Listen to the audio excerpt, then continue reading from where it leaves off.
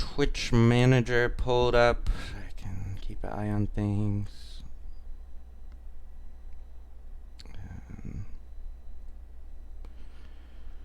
Always takes a minute.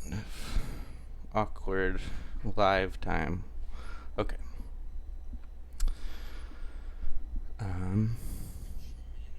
Great. Looks like everything's working. Sorry.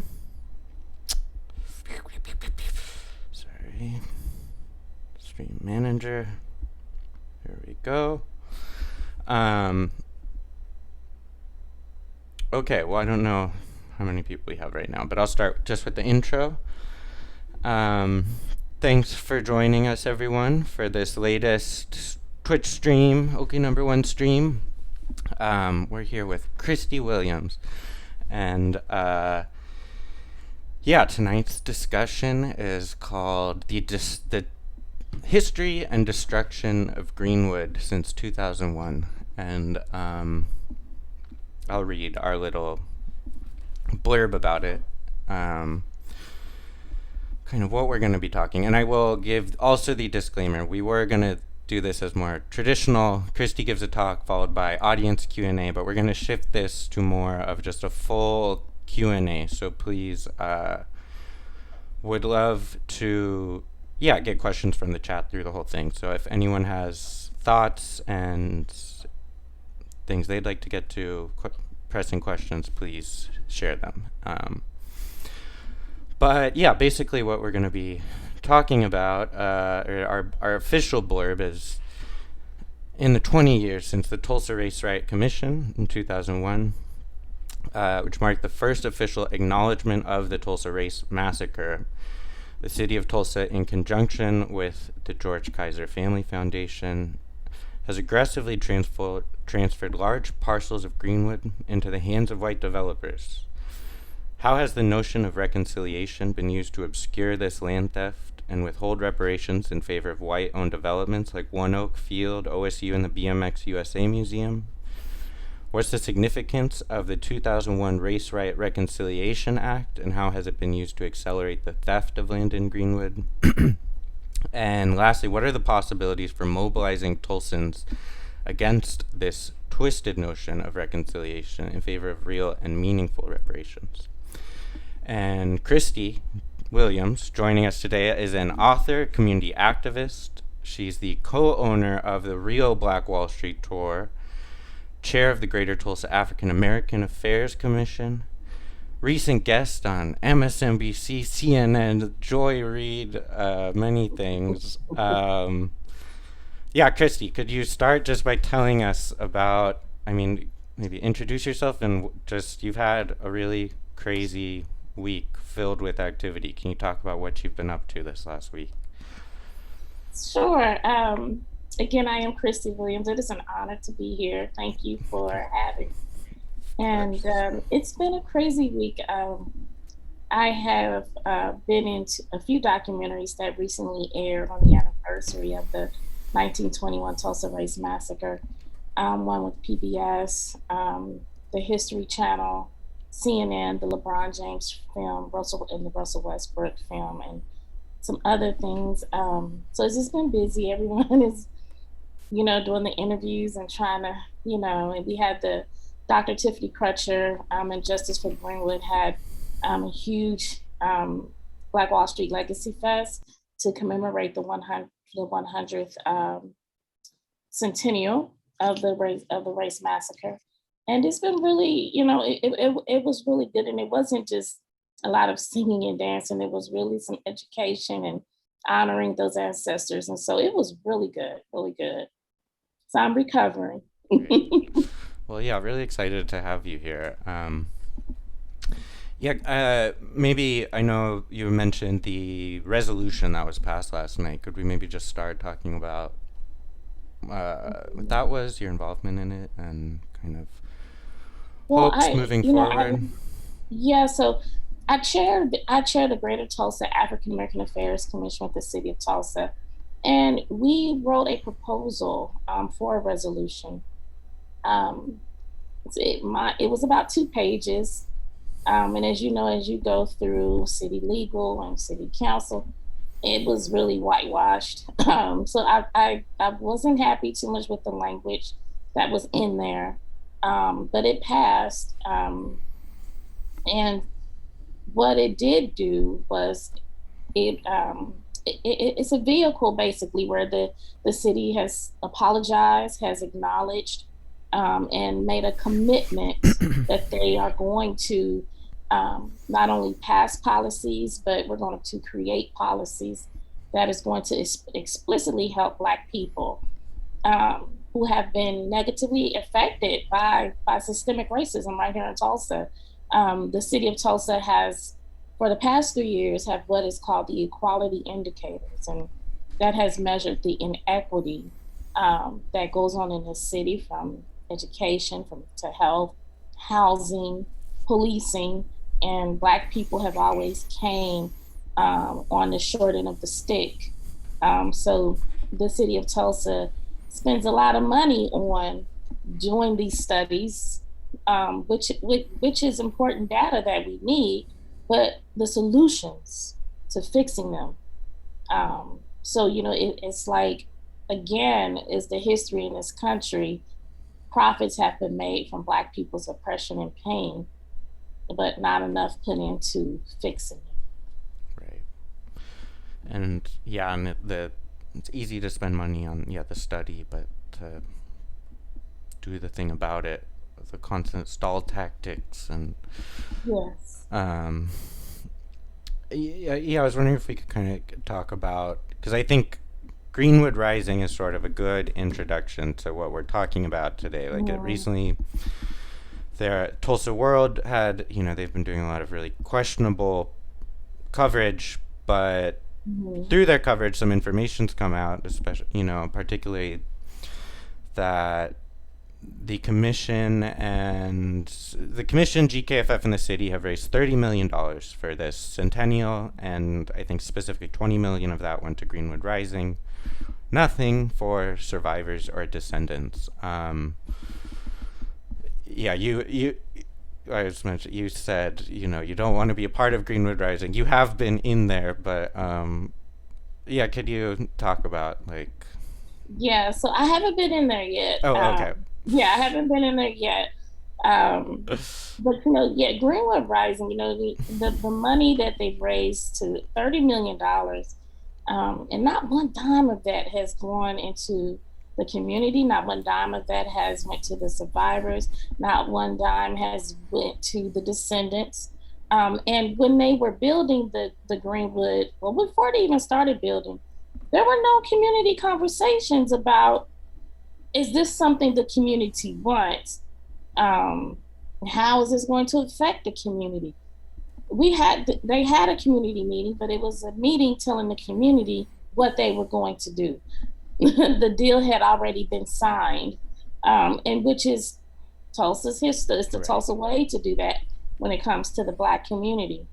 And so, what you see is people taking advantage, and I'm not going to say people, but you see white people taking advantage of tourism dollars on a crime scene.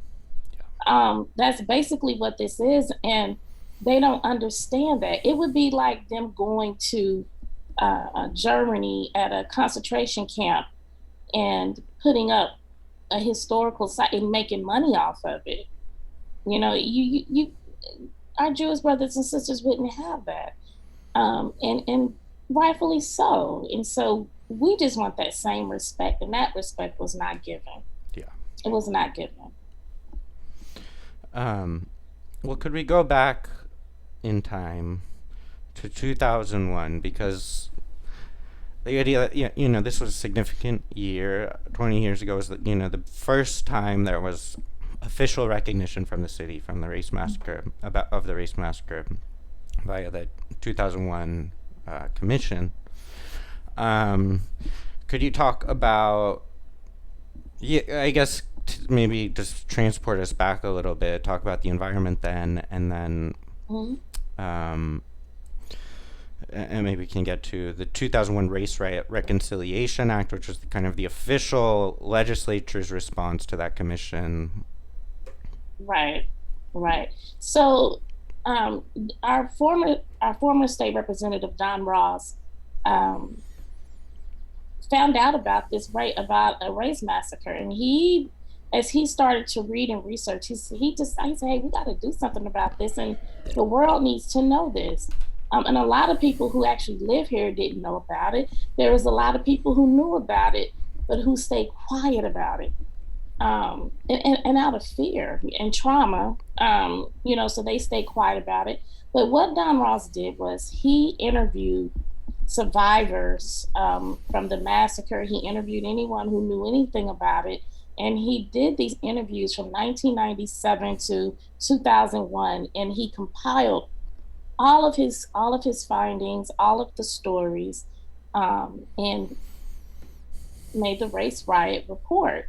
And he also had a committee of people helping, mostly civil rights attorneys and um, historians. He had a great team of people to really study what happened here before, during, and after, the massacre.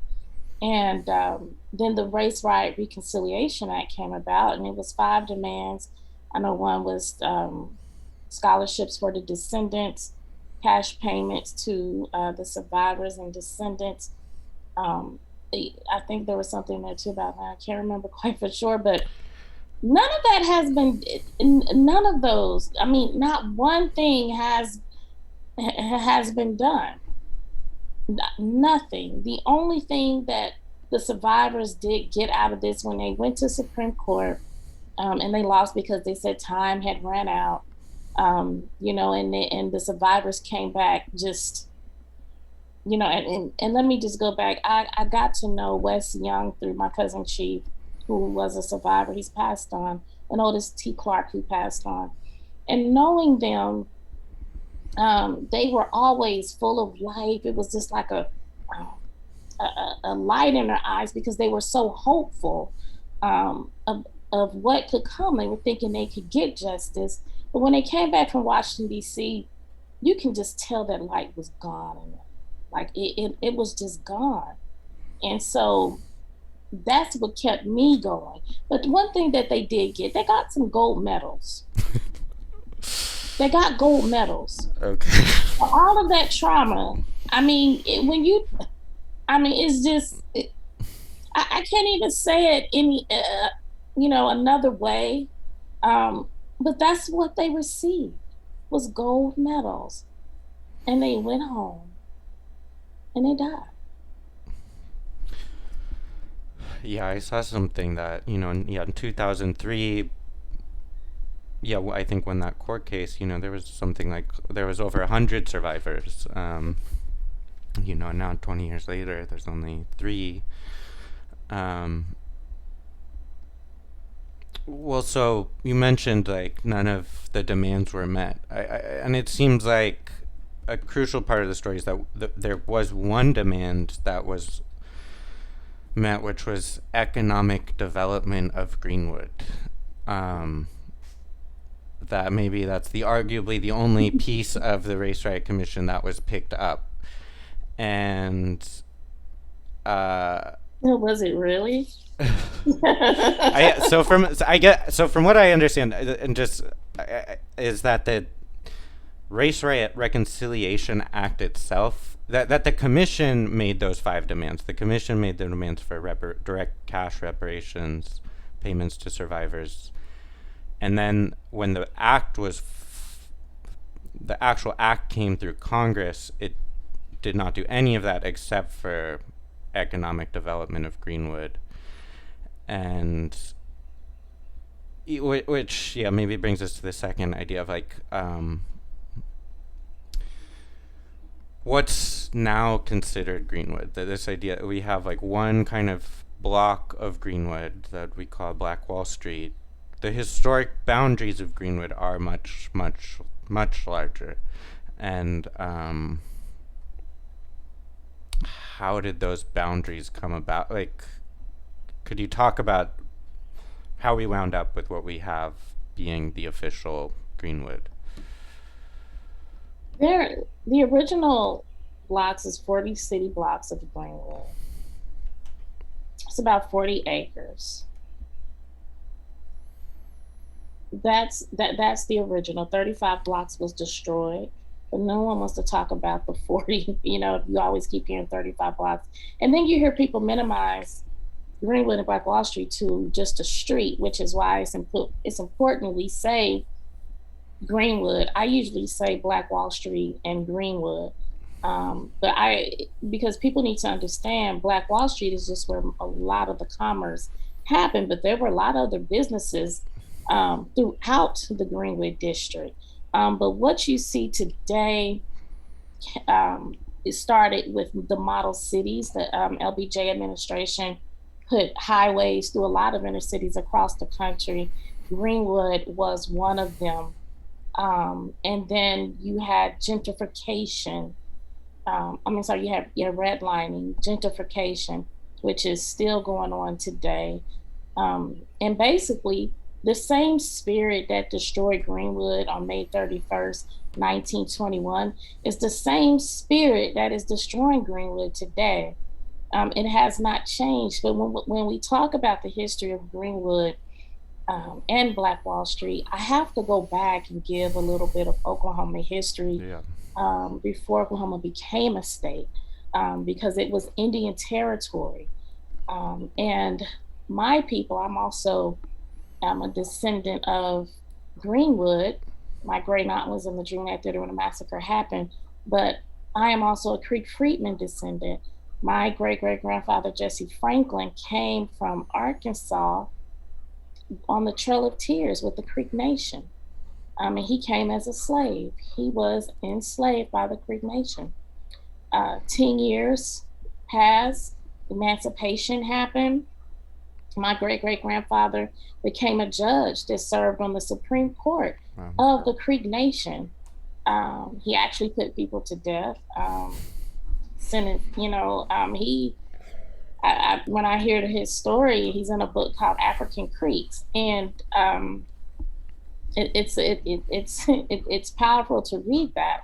But just to go back to that, when we became emancipated, my Juneteenth is different from most Black people's Juneteenth, from state Blacks, I should say, is what they were called, because we were citizens of the Creek Nation, which is June 14th, 1866, when we were emancipated and became citizens of the tribe. And when you became a citizen of that tribe, we all got 160 acres of land. If you had a family of 12, each member of that family got 160 acres of land. So by 1920, Oklahoma had over 50 Black townships. And, the only people who could own land in Oklahoma before 1907 was Native Indians and Black people. And that was powerful. We, Black people, we were called freedmen. Black people owned a third of eastern Oklahoma. We had over 1 million acres allotted to us. That's just the Creek Nation. And what happened when Oklahoma became a state, the first law was Jim Crow in 1907. And then for people like my family who had oil on that land, you got white guardians, because they said that Black people were not competent enough to handle their own finances and property, which was, a lie, but they ended up robbing us and stealing our wealth. I know where my family's land is. We had, from my grandmother, great-grandmother, great-grandfather, we had over 460 acres of land and that's what I do know of, which is Broken Arrow right now, off of 51st and Lynn Lane. So, it's a trauma, especially when you drive by there and you say, that was my family's land.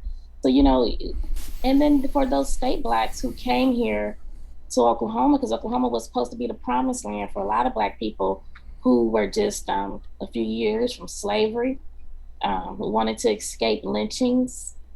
Edwin McCabe, who founded Langston, Oklahoma, he would send recruiters to go throughout the South to tell Black people, you need to come here, come raise your families, let's build communities. this is the place to be. This is the promised land.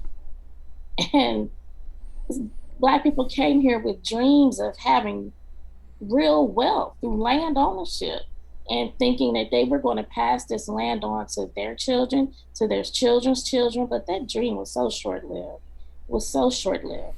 And so when I think about that, and I think about, when I walk through Greenwood and I see the Dreamland Theater where my aunt was when the massacre happened, and I see the gentrification, it's traumatic for me.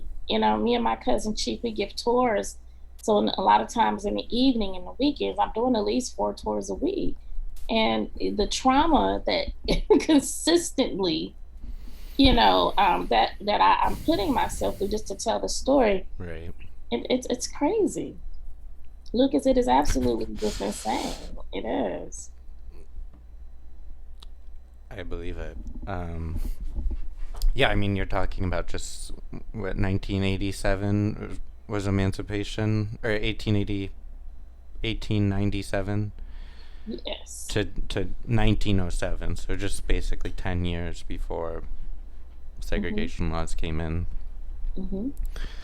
Well, and then and that segregation was a lot of what concentrated wealth in Greenwood as like the one place you could. Well, I debate that because Right. and a lot of people say that. I know Hannibal Johnson, who is coined the historian for Tulsa, he says that a lot, and Okay. I disagree, and I disagree because Black people are documented being here as early as 1829. Right. We were building communities and townships. The prosperity was there already. It was there already.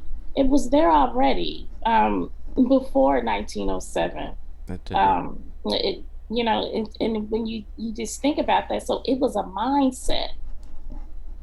It definitely was a mindset, and like people call Greenwood Little Africa. White people started that to try to be negative, but it was a positive for us because we had a communal spirit. And and I always say that those ancestors of Greenwood, they left us the blueprint to teach us how to build an economy within an economy.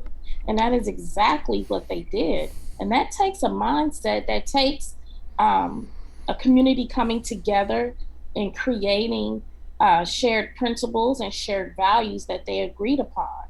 And that's what they did. It wasn't segregation. It was because these people were smart enough to know we're going to build for ourselves. And they did that. And it was already happening. And it was already happening. Right. That makes a lot of sense.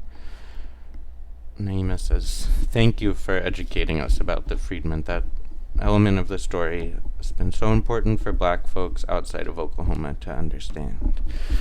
Yeah, we got to fight those tribes. We were fighting the tribes. They kicked out the Black people in 1979. Right. The five civilized tribes, which is the Cherokee, the Creek, the Seminole, the Chickasaw. I'm missing one.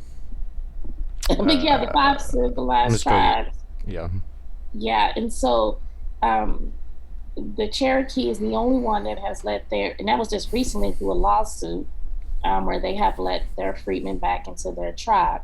So we are still fighting that, and I always say, like, for a person like me, it's a double-edged sword because I have to fight white supremacy and I have to fight the natives who were complicit and sided with white supremacy. So it's a double-edged sword. Yeah, very complicated. Talking about this early history of Greenwood, so I wanted to talk about, so recently we had the Brady District renamed to the Arts District. And so, classic renaming Brady was a KKK Grand Dragon, whatever. And so in that context, like going from neighborhood named after KKK member to the arts district is a positive change. But it seems like what's lost in that change is the original relationship between the Brady districts and Greenwood, and sort of seems like there's this accepting of those boundaries of the Brady district in that name change. Yeah, Lucas, back in 2013, my dear friend Leroy Chapman, that I got to meet, that's how we met in 2012, actually. And we remained friends till he left this earth. But he was wanting to change the Brady district name to the Bob Wills district, and he tried to do that, and it wasn't successful. And then one day he's like, Kristi, you need to do this, and somebody black has to do this. And I'm like, I don't know nothing about this stuff. I wasn't into community activism. It was him that got me started into this. I didn't speak in front of people. I have a speech impairment, and I'm like, I'm not getting up there and talking to anybody, no. And he really pushed me to do it. And so my cousin Chief that I do the tours with, we started the Brady name campaign. Wow. And we wanted to change the name of the Brady district, but city council said that they do not have the power to change the name of the district. If you want the name of the district to change, you're going to have to approach the Brady District Merchants Association and ask them. But they did, the Tulsa City Council said, we have the power to change the name of the street, but not the district. So we went to the Brady District Merchants Association, tried to have a meeting. It was myself, Chief, and Leroy. And they were not having it. They were like, no, we're not changing this. They were adamant, and was offended as well that who do you think you are to come here and tell us to change the name? It was, and there was a developer, Will Wilkinson, at that meeting. And I never will forget it, because he said, I'm going to develop land in Greenwood. I don't care what you say. And it was just bad, and Leroy was about to knock him smooth out, and because it was just so disrespectful. I never will forget that day. But we, of course, we were still fighting and protesting to get them to change the name. The only business that changed the name during that time was the Brady Tavern. They took Brady out of their name, and now they're just a tavern. Oh. So that is the only place I will ever spend money when I it's like the only place I don't spend my dollars in the Brady district. They're the only people where I will go in the Brady district. And a lot of times people ask me out for lunch, and they want to go to all these premiere, and I'll like, nope. And I say, well, I'll eat at the tavern, or are you gonna come to Greenwood? We're gonna eat. So that's the stance that I took. But we did approach city council. Long story short, they did change the name of the street to MB Brady. And then there was an honorary street sign, Reconciliation Way. Can I cuss on here? Yeah. I don't know if I can cuss or not. But, NPR asked me, how did I feel about the name change of the street sign of the MB Brady? And, MB Brady is a Civil War photographer. He's not even from Tulsa. They just found something where they could keep Brady. But they asked me, how did I feel about it? And I asked them, I said, have you ever seen Chicken Shit? and they were like, yeah. And I said, you notice it has, it's white, and then it has like this grayish black color. You ever wonder what it is? And she's like, well, yeah, I know what you're talking about, and I don't know what that is. And I said, it's all still chicken shit, just like that name. And even, the Brady Arts District, after all that fighting, they changed it just a couple years ago, but they only did it because of financial reasons. There wasn't a lot of Black people really want to go there. The story is really out there about the history. So that's why they didn't want to change the name because it was the best thing or, the good out of the goodness of their hearts. It was a financial decision. So I still don't respect them for that. Right. I mean, I don't. It's nothing that I'm gonna. I have never made a post and said "good, great job" or made that comment, and never will, because they should have done it when we asked.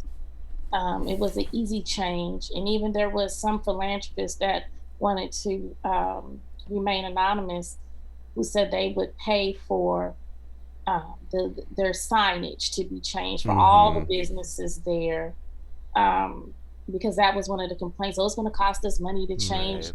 our letterheads and all that, and they still said no. It was the same thing with when the former city councilor Jack Henderson changed the name to Cincinnati, the street to Cincinnati to MLK Boulevard, and the city of Tulsa. This is in 2012. They downtown said, "No, I don't want Dr. King's name coming through downtown." Right. So when you go to Archer, it stops. It Stop. turns right back into Cincinnati. And now let me tell you what these fools did. They took the they took the street sign down because we used to point it out to people in tours. So now you can't even point it out. I mean, it's like, just fix the freaking thing and put MLK through downtown. But all the city of Tulsa will do, they'll give you some murals like they did of Jackie Robinson down here in Greenwood. Like, what does Jackie Robinson, that, and I keep saying, Lucas, if you're if you come to me and say, Kristi, I'm hungry and I'm going to give you some food. I'm not going to give you a picture of food. That's what the city of Tulsa does. I mean, they really do. And we have to stop being victims of that empty symbolism. It's so frustrating. It is so frustrating. Yeah. How hard you have to fight for the empty symbolism in the first place, the obstructions they put up, versus, yeah, I mean, it's like, what you said, the forces are still very much shaping Greenwood, the forces of the massacre. Mhm. One of the questions there. Could you repeat the name that Leroy wanted to change it to, and could you talk about who that person was? Bob Wills, and I think he was like I want to say he's like I don't know if he's some country or what it was, but Bob Wills was a singer, I believe, but he was also an activist. And I just know that Leroy liked Bob Wills, Okay. and he liked Bob Wills, and Leroy liked people for what they stood for, and I can't remember exactly what that was, but he liked Bob Wills. But I remember telling him, I'm not fighting to change that. Bob Wills, but that was Leroy. But yeah, so and we wanted something. We were wanting to call it making it the Greenwood district. Right. Because Leroy would always tell us about the boundaries, and the Guthrie Green is sitting in Greenwood. They Right. encroach upon those boundaries. And every time where we wanted to do put Greenwood in the National Historic Registry, the entire district were always blocked or fought against that. And the reason being is because if we had a National Historic District for Greenwood, there could be no gentrification. So that's always all the other Blue Dome District, all of those have Tulsa Arts District, which was the Brady District. They're all on the National Historic Registry. Greenwood is not. That's great. Greenwood is not. Can you talk about that? How historic designation could help kind of combat gentrification? Yeah, because it protects the land where you just can't come and just build, what you want. We have acreage available in Greenwood. There's little left. OSU is one of the largest landowners in Greenwood. But if there was a historical nomination, I mean, if we were actually placed on the National Registry, they could not, you just can't come and build because it preserves the land in the historic area. And this is prime real estate. Greenwood is prime real estate. And so a lot of white developers want this land. And so the powers that be has always pushed back or found a way to create roadblocks on the journey to put Greenwood, to make Greenwood a nationally historic place. Yeah, so that kind of brings us, talking about developments, talking about, yeah, Guthrie Green is in Greenwood. We shouldn't think of this as a historical arts district. This is occupying Greenwood. You mentioned the freeway that was built in the 70s, this idea that, like, yeah, Greenwood's population didn't stop after the Race Massacre. It stopped, it was the freeway that was the, shifted, the growth of Greenwood. And then, but much more recently, we have developments like ONEOK and OSU. OSU, you mentioned, is the largest landowner of Greenwood. Mm-hmm. And those were built since 2001, since we have started to acknowledge the Race Massacre. Could you talk about that moment when those projects were coming underway? And, well, it was called UCAT prior to the OSU. And you know what's funny? When you go to Standpipe Hill, Standpipe Hill is where Pegleg Taylor, he actually had a Pegleg World War I vet, held off white mobs for hours while people in Greenwood escaped. He had a Gatling gun and stood at the Standpipe Hill. And so when you go to Standpipe Hill, there's this monument right at the bottom of Standpipe Hill. And you won't hear a story about Pegleg Taylor. There's no story about him there. But what you will see is that monument is in dedication to higher learning, education. And then you have OSU with the big tower on top of the hill. That is not what we wanted. That is not what we wanted. And here's another thing. There are no scholarships coming out of there for descendants, for community members. There's nothing coming out of that, and then here's the, Black people have just been so disrespected. And when you push back about this land grabs that has been happening, they want you to get over it. Wes Young, who was the survivor, a friend of who I was talking about earlier, he would say it's hard for him to drive through Greenwood because he remembered what was. It's different for us. Like I have pictures that we take on the tour, and we let people stand in the same space where these pictures are, so you can kind of imagine what was there before. But when I give a tour to younger children, high school, middle school students, they can't even imagine what was there because they don't have, any really context or something or images to see, any imagery. So they have a hard time believing that Greenwood actually existed. And so that's why it's so important that I feel for children, we need to talk about how Greenwood started, the community it developed, the businesses that was there, the land ownership. They need to see more of that than talking about the actual massacre.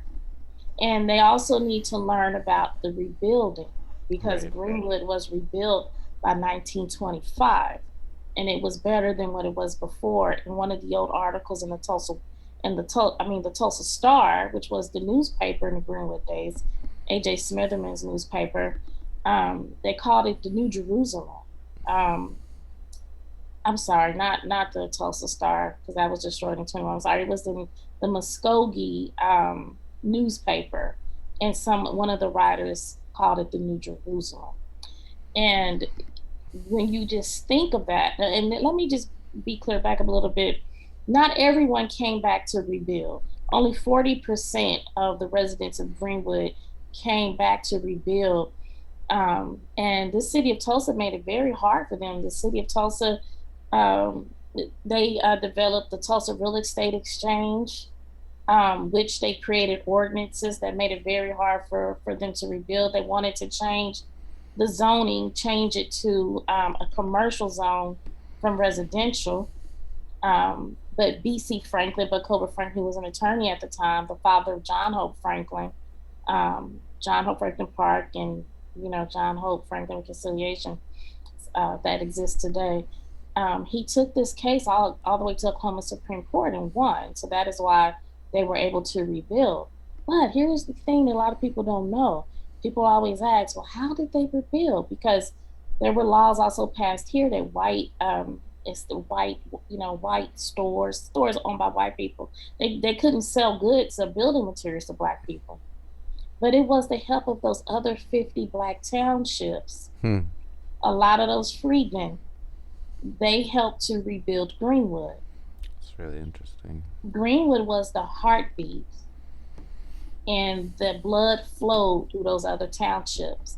It was a network of communities. It wasn't just Greenwood. You had Bowley, you had Renniesville, Tallahassee, all those Black townships. They all helped each other. So that is how they were able to rebuild. And these are the stories that our youth need to hear, because they have to understand that it takes all of us, it takes each other. We have to also not only create an economy within this economy, but we also have to understand the importance of community, and we need shared principles and values that we agree upon. That needs to be done yearly. Yeah. That's really, amazing story about that I don't think very many people know about.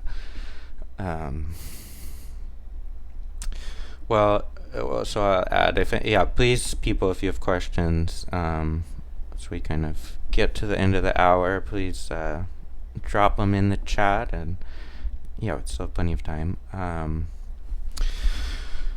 I guess just wrapping up. Just thinking, think of ONEOK Field and the freeway, and the geographic boundary that's been created. I think one of the arguments for this having a Bob Dylan museum, whatever, is it's going to bring tourism dollars to the area. It's going to help, it's going to help everyone.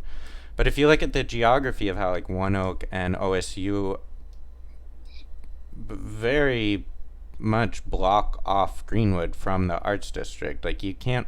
There's not many streets you can walk through the arts district to Greenwood. It's so intentional. It is so intentional, and is they want to choke Greenwood out. They want to suffocate Greenwood, and that's what's happening. And that ballpark, which is a place I have never been to a baseball game. And when they constructed the ballpark, one of the things that they said they were going to do, they told Reuben Gant, who is a member of the Greenwood. Well, he was the chair of the Greenwood Chamber at that time, Greenwood Chamber of Commerce. And they promised him that they would do this huge monument to the Negro Baseball League players. So, the monuments, murals, crap. So they did what they said they were going to do.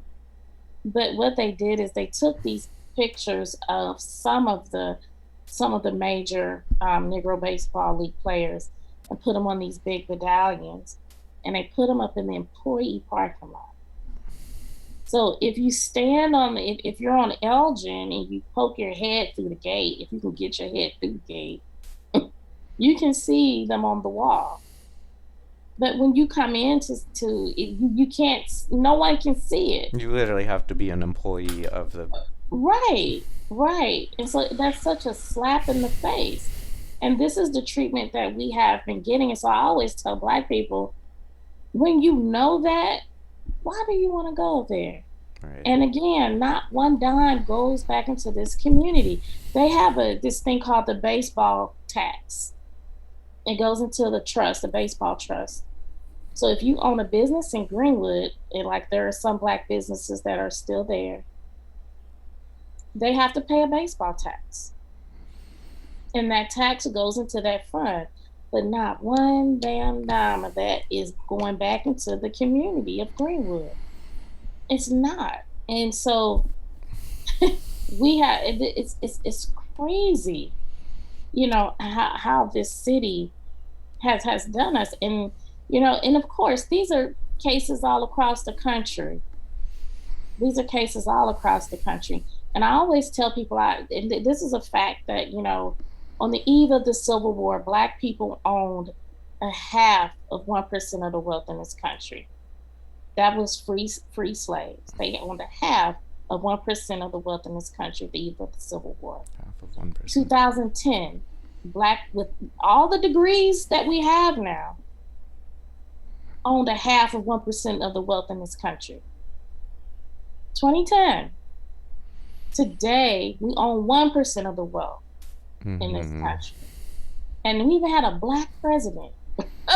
So when you think about that, think about that. And so I hate when I hear white people say, "Oh, get over it." And when we talk about reparations, I didn't have anything to do with that, But white people have consistently profited off of free Black labor. And continue to today. Well, and I always say it's okay to lie to yourself, but don't lie to everybody else. This is crazy. Like you have to be blind to not to understand and see that. Well, so yeah, on that subject of who profits. And yeah, I do want to ask about George Kaiser, because if you know the history of how he got his wealth, that is very much tracks with the exploitation of Oklahoma, and receiving massive... Bank of Oklahoma receives hundreds of millions of dollars in bailouts, and that's where Kaiser got the majority of his money. So I think we can, anyways. But so yeah, I was telling you earlier, like, someone was talking about the remote worker program, and like, well, what if Kaiser just gave all that money to descendants? And it's like, the gathering place cost $500 million, and wouldn't it be easy for him to pay reparations? Like, couldn't he be this instant solution to all these problems? And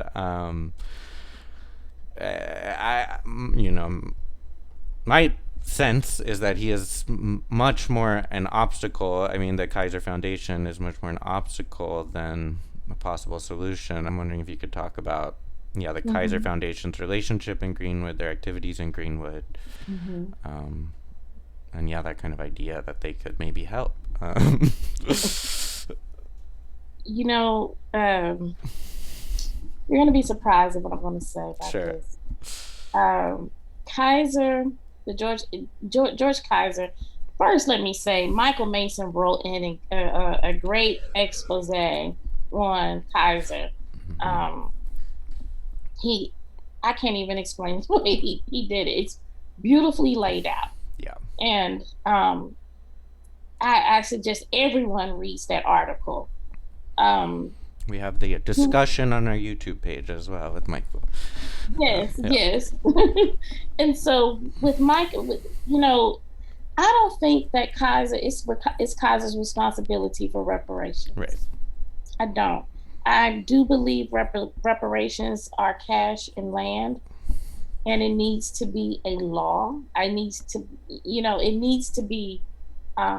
We need policies.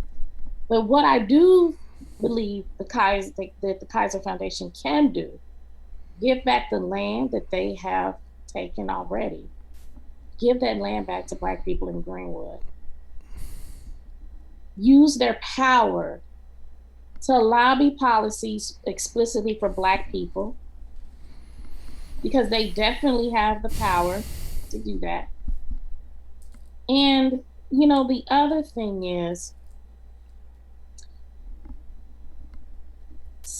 stop taking our people. And I think, and this is a thing too that I really to Black people, because Kaiser is masterful at finding the cream of the crop of our people and giving them titles, positions, and money. And they end up selling us out. And that's unfortunate. But what's happening, Lucas, is Kaiser is playing a real life monopoly game. Look at Greenwood. Look who's owning these buildings. Look who's, when you go through the paperwork, look who's there. When Tori Tyson got evicted, and Tori Tyson had the hair salon on Greenwood, she was a third generation business owner in that same space. And I was together over 40 years of business of her family. She's a unicorn because her family passed their business down. She didn't get help from Kaiser. She didn't, it was the way it's supposed to be, right? But they raised the Greenwood Chamber of Commerce, and let me just say, they are not from Tulsa. They are all Black Republicans. And these people are managing the last two buildings we have on Greenwood. But they're raising the rent of businesses there. Have you ever been inside Wanda J's? The little I think so, yeah. It's a little bitty place. They charge them $1,800 a month for rent. Tori couldn't pay that, but she was kind of protesting on her own and saying, I'm only going to pay what I started in here with. But they sent her a letter in December saying, if you don't pay this amount up, we're going to evict you. She paid almost $4,000. She was all caught up. They still evicted her. She fought in court, and she lost. And so you don't have that spirit there anymore of Black entrepreneurship. But one of the things her attorney found out was, he said this eviction is illegal. It's not right. And he said, because on the deed it said the Greenwood Chamber of Commerce owns the buildings, but who sued her, who evicted her, was the Greenwood Chamber Ltd. Greenwood Center Ltd. And he was like, well, who is the Greenwood Center Ltd? Who are the tenants paying their rent to? So they start looking through the 990s. They see the Green Arch is on there, listed there. The Green Arch is lefties, and the owner who owns that. So who's behind the scenes pulling the strings? Who's behind the scenes? Now there were rumors that and there were rumors that the buildings was going to be torn down and make a huge parking space for the baseball park. I don't know if that's true or not. It makes sense because it's congested. Like you said, there's no streets really. There's no exit on the highways. So these are mysteries that we are still needing to find out, right? So I keep saying there's a real life monopoly game going on. Now someone is about to get four corners, and all Black people we barely have the get out of jail free cards. But this is a real life monopoly game happening. Could you repeat some of that so I can put it in the chat? So you're saying you still haven't figured. You're hinting that the Kaiser Foundation is maybe behind this eviction. I can't say for sure because I don't know that for sure. But But if it's not the Kaiser Foundation, then who is it? then who is it? And what was that organization you were saying is The Greenwood Center Ltd. Greenwood And like I said, Center? I don't know if it's necessary, and it may be, and that is unfair. So I can't say that it's Kaiser. So let me just make that clear. Right. But there is some sinister Well, things going on. putting it out there for the gumshoes in the chat to do their investigations. And you said they own Green Arches, or what was that? The Green Arch, which The is those Green Arch. apartments in the lefties on the corner there. Lefties on of Greenwood. Arch. Mm-hmm. Right. Yeah, I mean, I'm just thinking, one thing we kind of didn't mention is, talking about Wanda J's and barbershops and stuff is like, talking about, prosperity, thriving businesses, recognizing that what is being developed in Greenwood is explicitly not for explicitly taking land away from business. Like, you can't create a business in a museum or in a college or in a baseball field. Like, those are not No tax dollars. those aren't buildings that are opening up opportunities. Right. It's Or generating tax dollars, right. it's shutting down huge amounts of potential. Absolutely. Yeah. Well, Kristi, I mean, that's the end of my kind of series of questioning for you.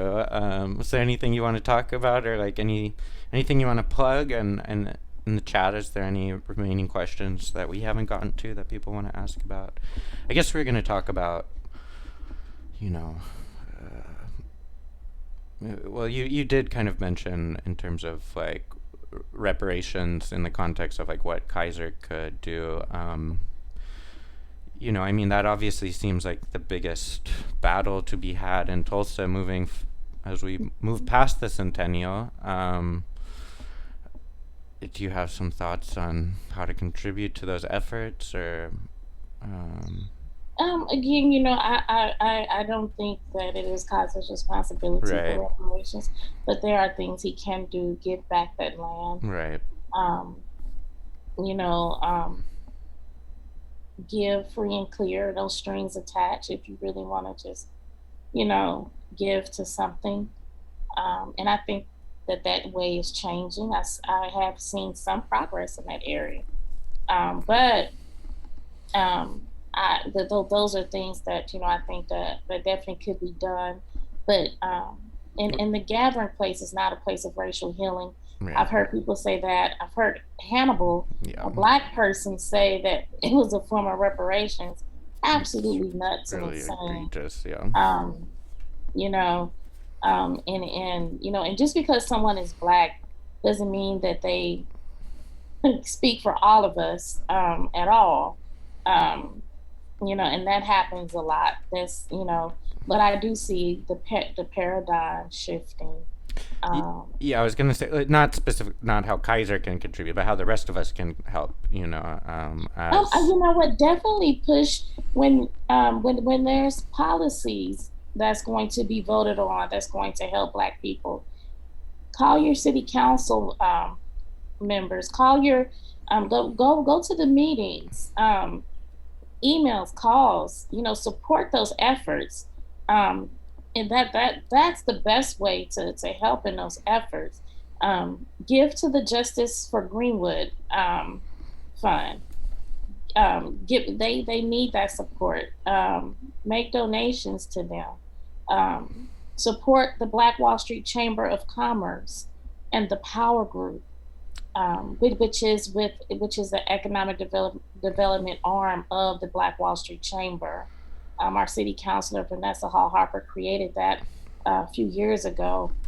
It's separate than the Greenwood Chamber of Commerce. Yes, it is separate. Right. The Greenwood Chamber, and just to be clear, the Greenwood Chamber of Commerce is not a Chamber of Commerce. It's a leasing agency. Oh, weird. They don't have members or anything like that, and some people get that confused. It seems maybe intentionally confusing. Yeah. Yeah. So no, they're not an actual chamber. They're just a leasing management company. Huh. Hmm. But those are ways Yeah. that to be good allies, and to help in those efforts, is really just to push, because that's what's going to be coming is policies, that's going to help us around housing, education, policing, health. Those are the main things that we have to have, um, for us to just live at to live comfortably here in this city. We right now, Black Tulsans live 11 years shorter than our white counterparts, and it's because stress and just, I mean, it's hell being Black. James Baldwin said to be to be a Negro in this country and to be relatively conscious is to be in a state of rage all the time, and he's absolutely right. Mm-hmm. He's absolutely right. Well, thank you, Kristi. I mean, this has been really enlightening. I mean, it's just, yeah, just kind of all these intertwining threads and so much resistance to everything. And, yeah, it just, I mean, just in this last week, it's like, yeah, the city wants to be so embracing, celebrate, basically, and the real facts on the ground tell a different story in terms of kind of the resistance they've put up and the obstacles they've created. And Yeah, absolutely. And that's why it's so important that we're able to tell not only our own history, but our own struggles, our stories. There's an African proverb that says, until the lion learns to tell its own story, the story will always glorify the hunter. And so it is really important that we tell our own stories and that platforms like yours exist, that will allow. oh no, Kristi froze at the last second. We don't know. You froze right as you were Am I talking frozen? positive things about okno.one. But you're back. I'm sorry, but I was saying this is why platforms like yours are so important, Thanks. that allow us to tell our stories, our way, because we don't have that. We really don't have a lot of that, and we really do. So I appreciate you creating a platform like this that we can just really have some honest and good damn discussions, about what's really going on from the ground. Yeah, I was so glad to connect with you because yes, it is. We want to do more of that, and yeah, Tulsa is a really strange environment in terms of what conversations you're allowed to have, and yeah, I will plug. Please donate to Justice for Greenwood before us. But we do have a Patreon, patreon.com/okno1 space, and you can give us $5 a month, and that helps pay for honorariums to Kristi and other guests. And yeah. Does anyone have any last questions before we sign off? In the chat. Thank you again, Kristi. This was really wonderful. And yeah, thank you so much. Yeah, Naima says, thank you for your advocacy and for sharing this information with us. And I agree. Yeah, and thank you for your insane level of energy this past week as you have been summoned by every media agency in the country to talk about this stuff. And I appreciate that, Lucas, but this balloon has deflated. sounds good. Well, yeah, I hope you can get some rest and yeah, catch up on some sleep. Thank you. Thank you. Okay. Well, thanks, Kristi. Have a great night. And You yeah, thanks too. everyone for joining us. You can find us on YouTube shortly. All right. Have a Thank you great so night. much. Stopping the stream.